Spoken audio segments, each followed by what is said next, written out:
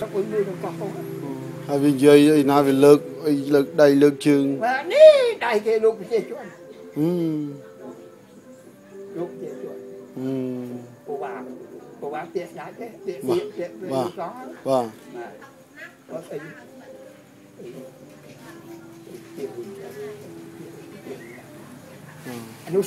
Anusa ha. Anusa đại hôn xe cho mọi nhân. Nhân vụ. Ra đi hôn xe. Anusa.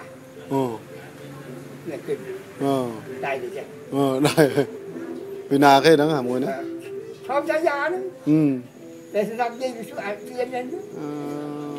Nhưng mà sau ban đáp đấy con. Hãy đứng hết kèm thiền. Thiền ví dụ như. Thì hai đường thông không thiền đó.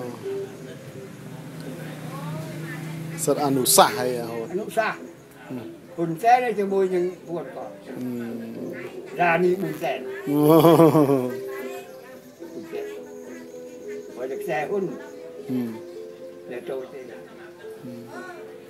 Tôi cho ghê cái hai cái hết đặt cột có kiếp trước. Kiếp trước.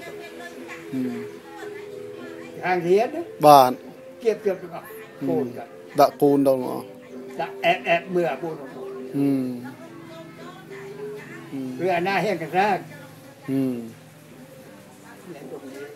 Rồi là phụ làm sao mà em chỉ ấy phụ thầm chiếc cho mỗi là chục tích Vâng. Tao sẽ in cho môi trao ở đây sẽ là cô kháng sẽ nói thẳng và sang luôn sẽ đấy. In vô sẽ làm cái lắm này cho nó. Cháu về đây cháu in lắm nhé không?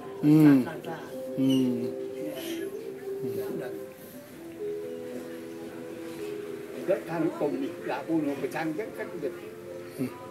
Giờ mình sắp đem ra miếng nó ngồi mẹ tiền không tiền sống thì chanh là cột rau trong ca là chanh ra mẹ tiền nó sắp tí chanh thì mua sang nó thắn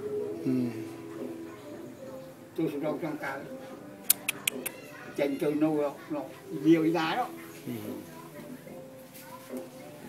mà à phục xong nhang xin nó ngọc nâu nó mua cái chanh đang xài ở đi Samsri. Chăn cái riêng say ở đi. Samsri à? Samsri. Mình ngọc nhìn nó tăng lại.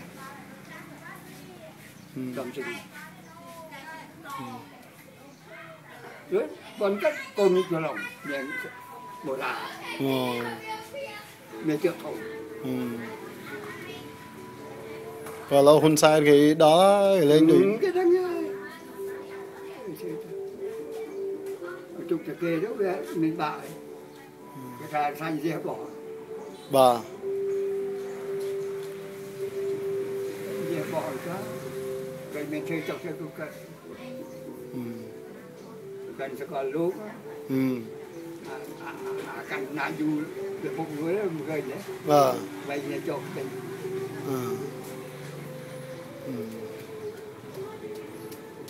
Hôm sai có mơ gồm chú đấy làm đó. Mà này con tụm màn chú ấy đàm ơ. Cái đây là nó chặt cái đây tôi chơi một chút. Chơi luôn. Là giúp dương lên nhà thì lại chơi luôn.